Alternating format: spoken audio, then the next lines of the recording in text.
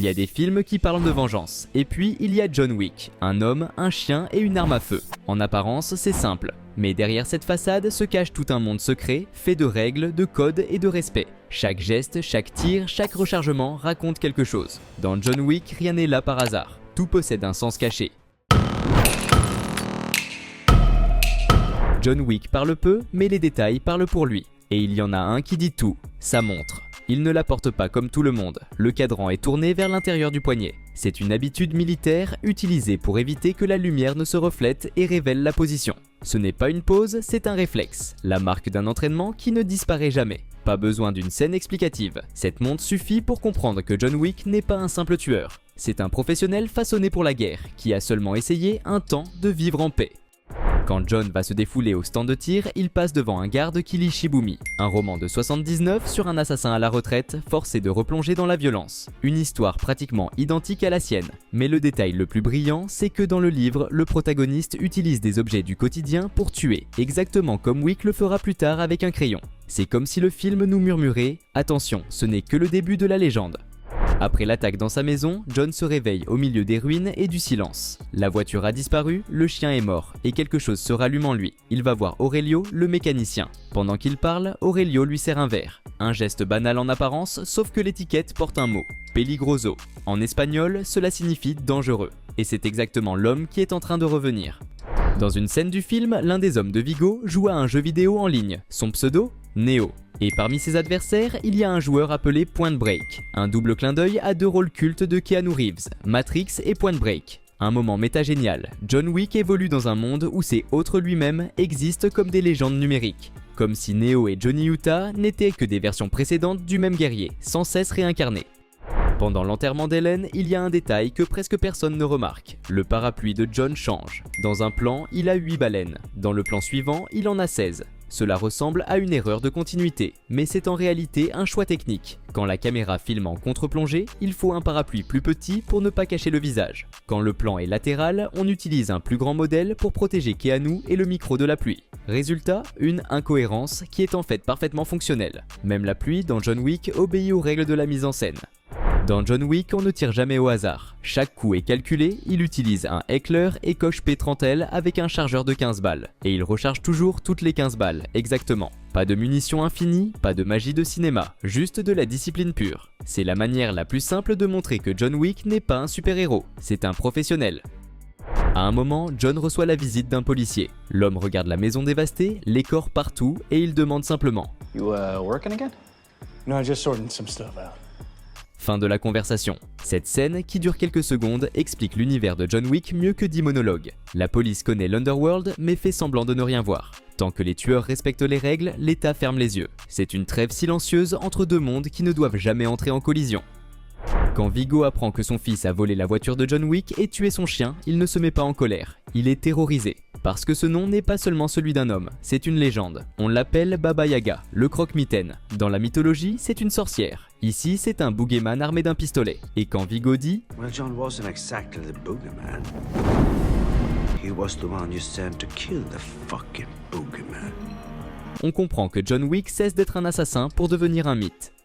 Les pièces qui circulent entre les tueurs ne sont pas de simple monnaie. Ce sont des symboles de confiance, d'accès et de statut. On n'achète pas des objets, on achète le silence, la protection, le respect.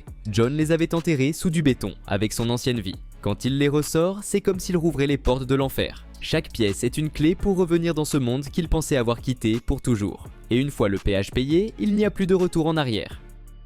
Le concierge du Continental ne s'appelle pas Charon par hasard. Dans la mythologie grecque, Charon était celui qui faisait traverser les âmes vers l'Hadès en échange d'une pièce. Ici, il fait exactement la même chose, en version élégante, avec un costume sur mesure. Il accueille ceux qui entrent dans le royaume des morts et leur garantit un passage sûr tant que les règles sont respectées. Quand John paie Charon, il n'achète pas un simple service. Il paie son billet pour descendre, une fois de plus, en enfer.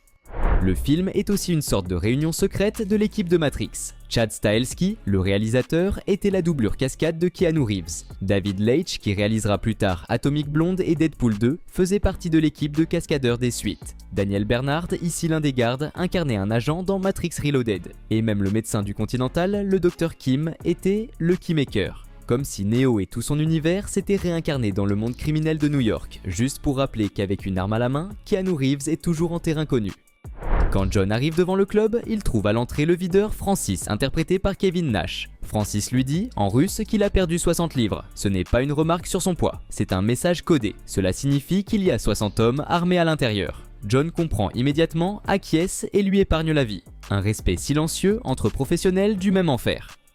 Le club s'appelle Red Circle, et ce n'est pas un hasard. C'est un hommage direct à Le Cercle Rouge de Jean-Pierre Melville, un film sur le destin, le silence et la précision. Exactement les mots qui décrivent John Wick. Et à l'intérieur, le rouge est partout. Dans les lumières, dans le sang, dans les vêtements. Ce n'est pas qu'un club, c'est un lieu rituel, là où la violence devient une méthode. Il y a un détail génial dans la fusillade du Red Circle. John élimine uniquement les hommes en chemise rouge. Un hommage direct à Star Trek où les Red Shirts étaient les personnages destinés à mourir très vite. Ici, la référence devient ironique et parfaite. Le rouge désigne les sacrifiables. Et John les fauche avec la précision d'un métronome. Pendant que Marcus prépare son fusil, il écoute Killing Strangers de Marilyn Manson. Les paroles disent « Nous tuons des inconnus pour ne pas tuer ceux que nous aimons ». C'est exactement ce qu'il fait. Marcus ne trahit pas John, il le protège. Il tire pour lui sauver la vie, pas pour la lui prendre. Le choix de quelqu'un qui sait vivre en enfer, mais qui décide quand même de quel côté il se tient. Quand John fait irruption dans l'église russe, ce n'est pas un massacre aveugle. Il tire uniquement sur ceux qui portent des tatouages précis sur les mains, les marques de la mafia russe. Une seule personne survit, une vieille femme qui est réellement en train de prier. John ne tue que ceux qui jouent, les innocents ne font pas partie de son monde. Dans le combat final contre Vigo, John est touché par un couteau, exactement sur la cicatrice d'une ancienne suture. Au lieu d'éviter la blessure, il l'utilise. Il laisse la lame s'enfoncer, bloque le bras de Vigo, puis le renverse. Il accepte la douleur et la transforme en avantage. Dans la dernière scène, John entre dans une clinique vétérinaire. Il libère un pitbull d'une cage. Sur les documents, on peut lire « à euthanasier ». Ce chien était condamné, comme lui. Deux êtres promis à la fin, qui trouvent ensemble une seconde chance. Et la lumière redevient chaude, dorée, comme au début du film. Le Continental n'est pas seulement un symbole du code des assassins. Le bâtiment est le Beaver Building de New York, le même que celui du combat final entre Neo et l'agent Smith dans Matrix Revolutions. Là où Keanu Reeves sauvait le monde, John Wick affronte maintenant son destin. Deux versions du même homme, à 10 ans d'écart, sous la même pluie. Dans le monde de John Wick, les tueurs se saluent par un élégant « Ce n'est pas une simple formule de politesse, c'est une référence directe à la série culte Le Prisonnier, où cette phrase signifiait « Nous nous reverrons peut-être dans l'au-delà ». Un détail subtil qui revient aussi dans Matrix où Neo était appelé numéro 6, comme le protagoniste de la série, comme si Keanu Reeves jouait toujours l'homme qui tente d'échapper à un système. Cette fois, au lieu de le fuir, il a décidé de l'anéantir. Et c'est pour ça que John Wick n'est pas qu'un film d'action. C'est une parabole sur la discipline, la douleur et le prix de la paix. Chaque tir est un rituel, chaque rechargement est un choix. Il ne s'agit pas seulement de venger un chien, mais de remettre de l'ordre dans un monde qui a perdu ses règles. Keanu Reeves nous montre un tueur qui ne tue pas par colère, mais par principe. Et c'est sans doute ce qui le rend aussi fascinant. Dans un cinéma rempli de super-héros invincibles, John Wick gagne en restant simplement humain. Si ce voyage t'a plu, laisse un like, abonne-toi à la chaîne et dis-moi en commentaire quel détail t'a le plus surpris. Et souviens-toi, dans le monde de John Wick, enfreindre les règles a toujours un prix.